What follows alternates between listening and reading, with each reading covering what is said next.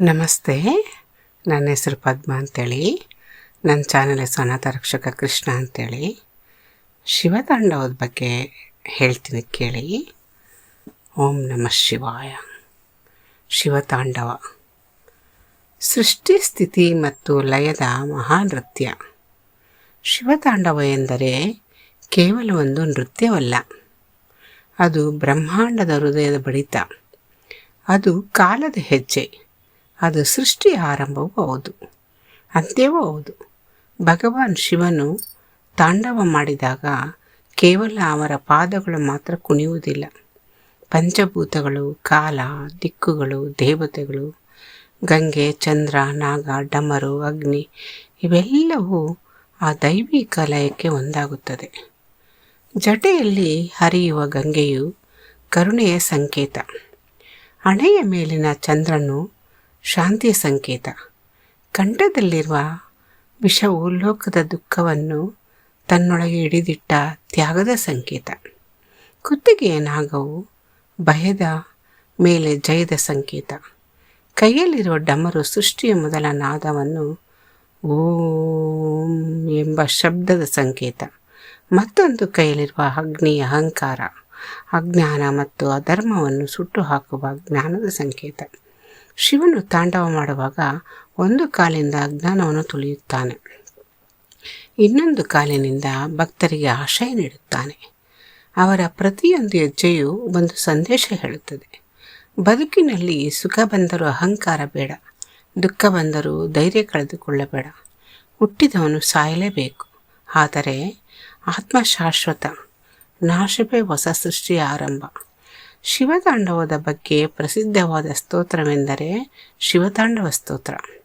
ಪುರಾಣದ ಪ್ರಕಾರ ಮಹಾಶಿವಭಕ್ತನಾದ ರಾವಣ ಕೈಲಾಸ ಪರ್ವತವನ್ನು ಎತ್ತಲು ಯತ್ನಿಸಿದಾಗ ಶಿವನು ತನ್ನ ಹೆಬ್ಬೆರಳಿನಿಂದ ಪರ್ವತವನ್ನು ಒತ್ತಿದನು. ನೋವಿನಿಂದ ಬಳಲಿದ ರಾವಣನು ಶಿವನನ್ನು ಭಕ್ತಿಯಿಂದ ಸ್ತುತಿಸಿ ಆ ಅದ್ಭುತ ಸ್ತೋತ್ರವನ್ನು ರಚಿಸಿದನೆಂದು ಹೇಳಲಾಗುತ್ತದೆ. ಆದ್ದರಿಂದ ಈ ಸ್ತೋತ್ರದಲ್ಲಿ ಭಕ್ತಿ, ಶಕ್ತಿ, ವೈರಾಗ್ಯ ಮತ್ತು ಶಿವನ ವೈಭವ ಒಂದೇ ಸಮಯದಲ್ಲಿ ವ್ಯಕ್ತವಾಗುತ್ತದೆ. ಶಿವತಾಂಡವ ನಮಗೆ ಕಲಿಸುವ ದೊಡ್ಡ ಪಾಠವೇನೆಂದರೆ, ಜೀವನದಲ್ಲಿ ಬದಲಾವಣೆ ಅನಿವಾರ್ಯ. ಇವತ್ತಿರುವ ದುಃಖ ನಾಳೆ ಇರುವುದಿಲ್ಲ, ಇವತ್ತಿರುವ ಸಂತೋಷವೂ ಶಾಶ್ವತವಲ್ಲ. ಎಲ್ಲವೂ ಕಾಲದ ನೃತ್ಯದಲ್ಲಿ ಸಾಗುತ್ತದೆ. ಆದ್ದರಿಂದ ಅಹಂಕಾರವನ್ನು ಬಿಡಿ, ಧರ್ಮವನ್ನು ಹಿಡಿಯಿರಿ, ಸತ್ಯದ ಮಾರ್ಗದಲ್ಲಿ ನಡೆಯಿರಿ. ಭಕ್ತನು ಶಿವತಾಂಡವವನ್ನು ಭಾವಪೂರ್ಣವಾಗಿ ಕೇಳಿದಾಗ ಅಥವಾ ಪಠಿಸಿದಾಗ ಮನಸ್ಸಿಗೆ ಧೈರ್ಯ ಬರುತ್ತದೆ, ಭಯ ಕಡಿಮೆಯಾಗುತ್ತದೆ, ಆತ್ಮವಿಶ್ವಾಸ ಹೆಚ್ಚುತ್ತದೆ, ಒಳಗಿದ್ದ ನಕಾರಾತ್ಮಕ ಭಾವನೆಗಳು ಕರಗುತ್ತವೆ, ಶಿವನ ಮೇಲಿನ ಭಕ್ತಿ ಗಾಢವಾಗುತ್ತದೆ. ಭಾವಪೂರ್ಣ ಸಂದೇಶ. ಶಿವನು ನೃತ್ಯ ಮಾಡುವುದಿಲ್ಲ,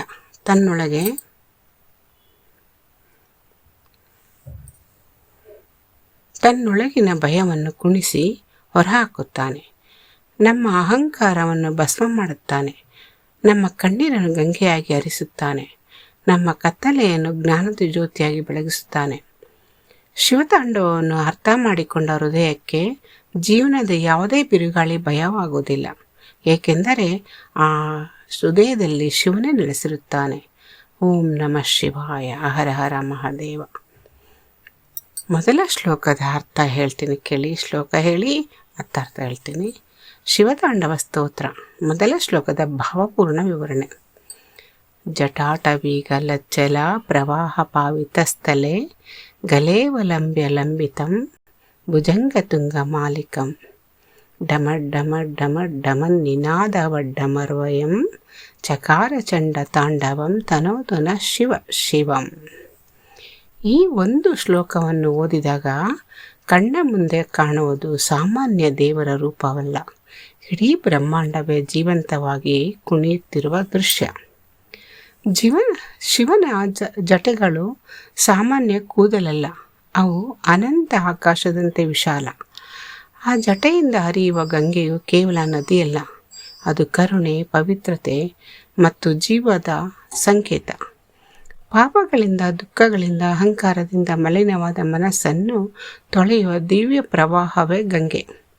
ಶಿವನ ಕಂಠದಲ್ಲಿ ಅಲಂಕಾರವಾಗಿ ನೇತಾಡುತ್ತಿರುವ ನಾಗವು ಭಯದ ಸಂಕೇತವಲ್ಲ. ಅದು ಜೀವನದ ಪ್ರತಿಯೊಂದು ವಿಷವನ್ನು, ಪ್ರತಿಯೊಂದು ಸಂಕಟವನ್ನು, ಪ್ರತಿಯೊಂದು ಸವಾಲನ್ನು ಜಯಿಸಬಹುದೆಂಬ ಸಂದೇಶ. ಲೋಕವು ಹಾವು ಕಂಡರೆ ಹೆದರುತ್ತದೆ.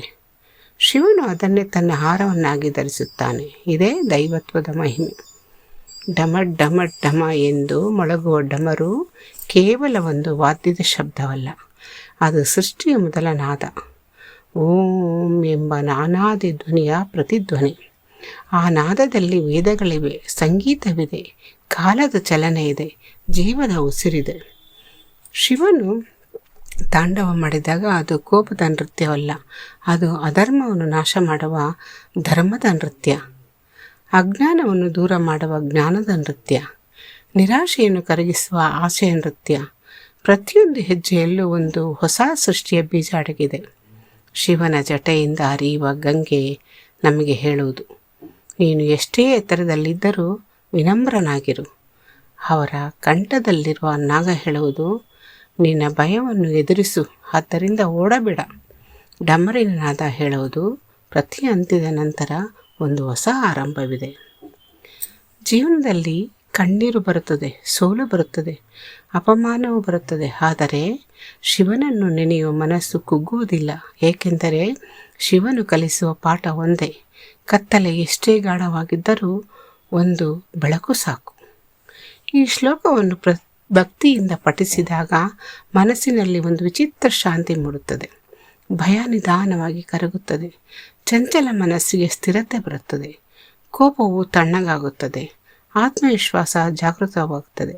ಶಿವನ ಸ್ಮರಣೆ ಜೀವನದ ಭಾರವನ್ನು ಹಗುರಗೊಳಿಸುತ್ತದೆ. ಶಿವನು ಭಕ್ತರಿಂದ ಬಂಗಾರ, ಅರಮನೆ ಅಥವಾ ವೈಭವವನ್ನು ಕೇಳುವುದಿಲ್ಲ.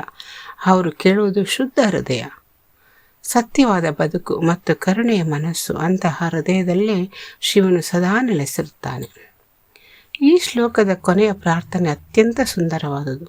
ತನೋತು ನ ಶಿವ ಶಿವಂ ಅಂದರೆ ಪರಮಶಿವನು ನಮ್ಮ ಜೀವನದಲ್ಲಿ ಸದಾ ಮಂಗಳವನ್ನೇ ಉಂಟು ಮಾಡಲಿ. ಇದು ಕೇವಲ ಐಶ್ವರ್ಯಕ್ಕಾಗಿ ಮಾಡುವ ಬೇಡಿಕೆಯಲ್ಲ, ಮನಸ್ಸಿನ ಶಾಂತಿ, ಜ್ಞಾನದ ಬೆಳಕು, ಧೈರ್ಯ, ಭಕ್ತಿ ಮತ್ತು ಒಳಿತಿನ ಬದುಕಿಗಾಗಿ ಮಾಡುವ ಪ್ರಾರ್ಥನೆ. ಒಬ್ಬ ಮನುಷ್ಯ ಶಿವತಾಂಡವದ ಈ ಭಾವವನ್ನು ಅರ್ಥ ಮಾಡಿಕೊಂಡರೆ ಜೀವನದ ಬಿರುಗಾಳಿಗಳನ್ನು ನಗುತ್ತಾ ಎದುರಿಸುವ ಶಕ್ತಿಯನ್ನು ಪಡೆಯುತ್ತಾನೆ. ಏಕೆಂದರೆ ಶಿವನು ನಮಗೆ ಕಲಿಸುವುದು ಭಯವಲ್ಲ, ಧೈರ್ಯ, ದ್ವೇಷವಲ್ಲ, ಕರುಣೆ, ಅಹಂಕಾರವಲ್ಲ, ವಿನಯ, ನಾಶವಲ್ಲ, ಹೊಸ ಸೃಷ್ಟಿಯ ಆಸೆ. ಜಟೆಯಲ್ಲಿ ಗಂಗೆಯನ್ನು ಧರಿಸಿದವನು ಶಿವ, ಕಂಠದಲ್ಲಿ ವಿಷವನ್ನು ಹಿಡಿದವನು ಶಿವ, ಹಾರವಾಗಿ ನಾಗವನ್ನು ಅಲಂಕರಿಸಿದವನು ಶಿವ, ಡಮರಿನ ನಾದದಿಂದ ಬ್ರಹ್ಮಾಂಡವೇ ಲಯ ನೀಡಿದವನು ಶಿವ, ಭಕ್ತರ ಕಣ್ಣೀರನ್ನು ಆಶೀರ್ವಾದವಾಗಿಸುವವನು ಶಿವ, ಬಿದ್ದವರನ್ನು ಎತ್ತಿ ನಿಲ್ಲಿಸುವವನು ಶಿವ, ಹಾಳುವ ಹೃದಯಕ್ಕೆ ಧೈರ್ಯ ತುಂಬುವವನು ಶಿವ, ಅಂಧಕಾರದ ಮಧ್ಯೆ ಜ್ಞಾನದ ದೀಪ ಬೆಳಗಿಸುವವನು ಶಿವ. ಹರ ಹರ ಮಹಾದೇವ. ಓಂ ನಮಃ ಶಿವಾಯ. ನಮಸ್ತೆ, ಅಭಿನಂದನೆಗಳು.